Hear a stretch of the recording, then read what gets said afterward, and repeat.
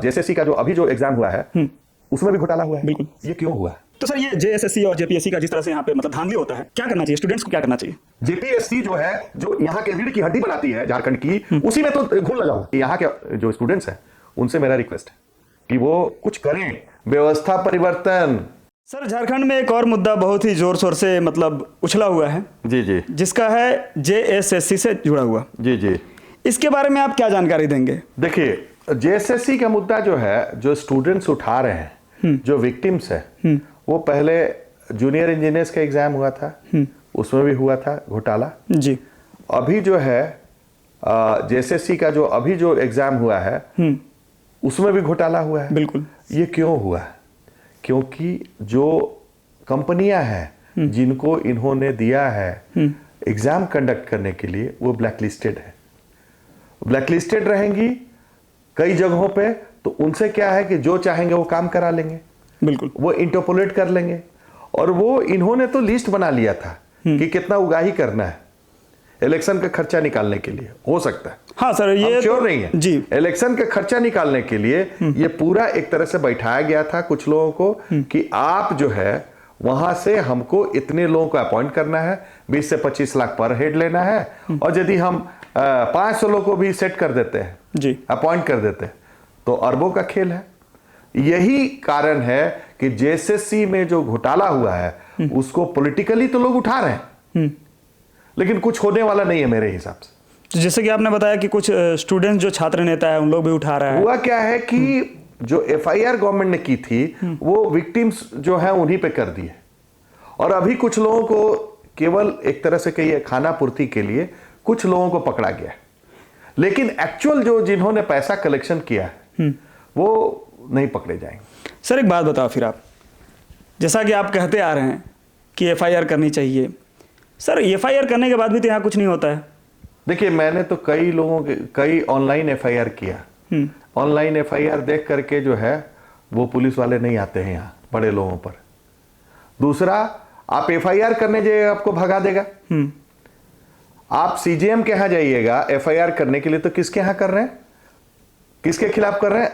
हेमंत सोरेन, बड़े बड़े ऑफिसर्स के खिलाफ। उनके लिए सैंक्शन चाहिए होगा जी। सैंक्शन के लिए क्या होगा कि आप 197 में सैंक्शन चाहिए तो आप लेते रहिए सैंक्शन, और तब तक ये घोटाला पार हो जाएगा। तो यहां पे एफआईआर हो नहीं पाता है। और ऑनलाइन एफआईआर का जो सिस्टम है उस पे ऑनलाइन एफआईआर करने के बाद से केवल वो वेबसाइट को क्या करती है गवर्नमेंट कि जब उसको स्लो कर देती है कि आप तो 3 दिन में जनरेट होगा आपको उसका कंप्लेंट नंबर। तो सर ये जो पीड़ित है, जो इसमें इन्वॉल्व हो चुके हैं या जिनका पैसा लगा या जो भी गलत हुआ जिसके साथ भी, उनको कहाँ जाना चाहिए और क्या करना चाहिए? देखिए, यहाँ पे जो स्टूडेंट्स हैं वो स्टूडेंट्स की लड़ाई होती है 2 महीना, 1.5 महीना, 1 महीना के लिए जी, क्योंकि उसका करियर की बात होती है। वो कंसिस्टेंटली 10 साल तक तो लड़ेगा नहीं। बिल्कुल। आपको एक उदाहरण दे रहे हैं, जेपीएससी फर्स्ट और सेकंड जेपीएससी का एग्जाम जी 2007-8 में कंडक्ट हुआ था। ऑनरेबल गवर्नर के यहाँ कई 100 कंप्लेंट गए थे, इवन हजारों कंप्लेंट। उसके बेसिस पे हम लोगों ने एक पीआईएल दायर किया। पीआईएल 2010 से पेंडिंग रहा, आज भी 2024 है। फर्स्ट और सेकंड जेपीएससी में सीबीआई जांच का भी आदेश है। 2-2 बार लोग सुप्रीम कोर्ट भी गए जो कंप्लेनेंट है, पिटिशनर, लेकिन यहां पे फिर इसकी सुनवाई हुई थी, अभी तक चार्जशीट नहीं हुआ। अब सोचिए 14 साल कौन लड़ेगा? कोर्ट ने पूछा भी हमसे कि आप छोड़ते नहीं है? हम लगे हाँ छोड़ते नहीं है। तो फर्स्ट सेकंड जेपीएससी का सीबीआई को चार्जशीट करना है, उसमें बड़े लोग इन्वॉल्व हैं, तो चार्जशीट नहीं हो रही है। तो क्या ये जो डिमांड हो रहा है, विधानसभा हो या लोग स्टूडेंट जो है रोड पे कर रहे हैं, क्या रियली सीबीआई जांच होगी? और सीबीआई जांच होगी भी तो क्या उसमें कार्रवाई होगी? यहां पे जो जमी जमाई व्यवस्था है, जो हम पूर्व में भी बोले, उसको ठीक करने की जरूरत है। सर कल हम नहीं रहेंगे, हमको हो सकता है कि हम लोगों का लाइफ बहुत शॉर्ट है, हम कल नहीं रहेंगे, लेकिन ये लोग याद रखेंगे कि जमी जमाई व्यवस्था आप चेंज नहीं करेंगे, न एंटी करप्शन ब्यूरो आप ठीक कर पाए, न लोकायुक्त को ठीक कर पाए, न हमारी गवर्नमेंट जो है का विल पावर ठीक होता है, न विधानसभा में जब नियुक्ति हुई उसकी जांच तो नहीं हो रही है। सर इन सब पर नकेल कैसे कसा जाए? देखिए, जमी जमाई व्यवस्था को ठीक करना पड़ेगा। यहाँ का पॉलिटिशियंस के जो अभी प्रेजेंट पॉलिटिशियंस है उसमें एक दो को छोड़ करके बाकी 99.9% जो है वो एक तरह से कहिए कि किसी लायक नहीं हमारे हिसाब से। वो केवल जो है कबड्डी खेलते हैं, वो दिखाने के लिए कबड्डी खेलते हैं और वो कबड्डी में लोग जो है ना दिग्भ्रमित हो जाते हैं। सर ये कैसे, कुछ मिलना नहीं है। तो एक बात बताइए सर, लोग बोलता है कि इलेक्शन में आपका हक है चुनने का, कैसे लोग इस तरह के लोगों को चुनकर यहां तक भेजते हैं? देखिए क्या होता है, एक दो सड़ा हुआ आम है, उसमें से आपको चुनना है, तो जो कम सड़ा होगा उसको चुनिएगा। वही स्थिति है झारखंड में। तो क्या करना पड़ेगा, जो जमी यहां पे या तो यूपी में जो चीफ मिनिस्टर है वो आ जाए, उस तरह का चीफ मिनिस्टर आ जाए, या मोदी जी स्वयं यहां आ जाए, तो कुछ चेंजेस हो सकता है। यहां के प्रेजेंट पॉलिटिकल सिस्टम में कहीं विल पावर नहीं दिखता, एक दो नेता को छोड़। सर बीजेपी गवर्नमेंट भी यहाँ पे राज की है, ठीक है, अच्छा कार्यकाल उन्होंने अपना निभाया। उस समय भी इस तरह से घटनाएं हुई हैं, ऐसा नहीं है कि उनका बहुत साफ सुथरा रहा है, छवि रहा है, ठीक है। तो क्या उनके समय में जो इस तरह के मुद्दे थे, जो पुराने मुद्दे रहे, क्या उनके समय में इन सब पर जांच हुई या नहीं हुई? देखिए अभी तक एक भी में भी नहीं हुई, किसी में भी नहीं ना, जांच हो ही नहीं पाया। ऑनरेबल हाईकोर्ट ने भी आदेश नहीं दिया है किसी में भी। हम करीब 15-20 भी मुद्दे निकाले और बहुत बढ़िया बढ़िया मुद्दा है, उसमें भी जांच नहीं हो पाई। अनफॉर्चुनेट है मेरे पार्ट में। बिल्कुल। दूसरा कि जो भी मुद्दे हैं जिसमें जांच हुई है वो 13-14 तक ही ऑनरेबल हाईकोर्ट ने सीबीआई को दिया है। 14-15 के बाद से एक भी मैटर जो घोटाले का मामला है वो सीबीआई को नहीं गया है। तो सर ये हाईकोर्ट से सीबीआई तक जाने में क्या प्रॉब्लम क्या आती है? देखिए यहाँ पे सरकार जो है 19 तक जो सरकार जो थी उसमें कुछ खास ऑर्डर नहीं हो पाया था। बहुत रीजन है, बहुत बोलना भी ठीक नहीं ऑन रिकॉर्ड। ओके। लेकिन 19 के बाद जो सरकार आई उसमें उसका ईडी ने जांच किया, क्योंकि सेंट्रल गवर्नमेंट जो है वो बदल गई, स्टेट गवर्नमेंट अलग पार्टी की है। तो ईडी के आने के बाद से कुछ जांच हुए, कुछ घोटाले की जांच हुई, वो भी ऑनरेबल हाईकोर्ट से आदेश से नहीं हुई। वो ईडी ने ऑनरेबल हाईकोर्ट में मामला पेंडिंग था उसको लिया है सुओ मोटो। अच्छा। और उसके बाद रेड किया है, सब लोगों को पकड़ा है, हेमंत सोरेन भी उसी में पकड़ा है। ओके। तो सर ये जेएसएससी और जेपीएससी का जिस तरह से यहाँ पे मतलब धांधली होता है, हर बार इतने सारे बच्चे तैयारी करते रह जाते हैं, सालों साल तैयारी होती है, बहुत सालों बाद एग्ज़ाम होता है और उसके बाद इस तरह से घटनाएं घटित हो जाती हैं। क्या करना चाहिए स्टूडेंट्स को, क्या करना चाहिए? देखिए जिनको एग्जाम लेना है उनमें कौन लोग हैं, आपके जो चेयरमैन हैं वो किस पॉलिटिकल पार्टी के, वहाँ के मेंबर्स हैं जेपीएससी के किस पॉलिटिकल पार्टी के, वहाँ का बता दे रहे।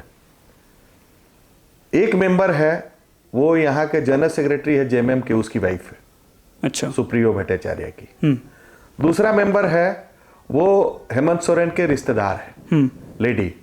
एक और है जो आलमगीर आलम साहब के रिश्तेदार हैं, और एक और जो मैडम है जो चेयरमैन है जेपीएससी की, वो यहाँ पे इनकम टैक्स में बहुत सीनियर ऑफिसर हैं, उनकी मिसेस है।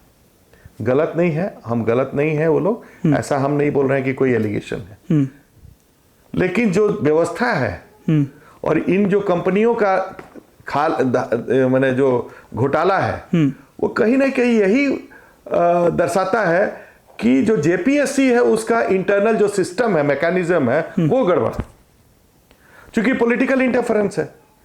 और हम लोग बोलते हैं कि वो तो बिल्कुल ऑटोनोमस बॉडी है ही नहीं। जेपीएससी जो है, जो यहाँ के रीढ़ की हड्डी बनाती है झारखंड की, उसी में तो घून लगा हुआ। जब घून लगा हुआ है उसी में, तो कौन अपॉइंट होंगे? वही अपॉइंट होंगे जो पैसा देंगे या पैरवी पे आएंगे। जब पैसा और पैरवी पे ही आएंगे तो वो लूटेंगे ही। आज के दिन में क्या हो रहा है, हर एक सीओ, हर एक डीसीएलआर, सबका रेट बंधा हुआ है, आप जाइए दीजिए और पर डिसमिल के हिसाब से म्यूटेशन के लिए पैसा दे दिए। फर्स्ट सेकंड जेपीएससी के ऑफिसर जो है उन्होंने रिकॉर्ड बना दिया है। उन्होंने रिकॉर्ड बना दिया है, एक एक जो है मॉल के मालिक होंगे। अच्छा। और वो आज निकल भी जाएंगे तो कुछ होने वाला नहीं होंगे। इसलिए मेरा एक ही ये है कि ये जो विधानसभा में भी आज जेएसएससी का मुद्दा उठा है, अच्छा, कुछ होने वाला नहीं है। ये हेडलाइन केवल रहता है अखबार में। हम लोग एक संतुष्टि दिया जाता है कि आप काम हो रहा है, हेडलाइन रहेगा, इसके अलावा कुछ नहीं। कुछ नेता टाइप के जो स्टूडेंट लीडर हैं वो अपना फोटो खिंचवाएंगे, उनका नेतागिरी थोड़ा बढ़ेगा, लेकिन कॉन्क्रीट कुछ नहीं होगा। जो बोलते हैं ना कि एक्चुअल कुछ हो जाए, ऐसा नहीं है, हो ही नहीं सकता। इसलिए यहाँ के जो स्टूडेंट्स हैं उनसे मेरा रिक्वेस्ट है कि वो कुछ करें, व्यवस्था परिवर्तन, या यहाँ की जमी जमाई व्यवस्था को ठीक नहीं करेंगे तब तक कुछ नहीं होगा। वो सफर कर रहे हैं आज, कल उनका नेक्स्ट जो जूनियर है वो भी एग्जाम देने आएगा, वो सफर करेगा, उसके टाइम में भी सीट बिक गई होगी, क्योंकि सीट तो 2005 से यहाँ के बिक रही है। किसकी सरकार है ये मटेरियल, लेकिन सीट तो है, बिक जाती है। अच्छा, पेपर लीक हो जाता है। पेपर क्यों लीक होता है? पेपर लीक कराने वाले वही लोग हैं, क्योंकि पेपर बिक जाता है। तो इसलिए इसकी जरूरत है कि कुछ कॉन्क्रीट अटैक करने के लिए, सड़े हुए सिस्टम को ठीक करने के लिए, उसके लिए सर्जिकल ऑपरेशन जरूरी है। जब तक यहाँ के सिस्टम पे सर्जिकल ऑपरेशन नहीं होगा कुछ नहीं होगा।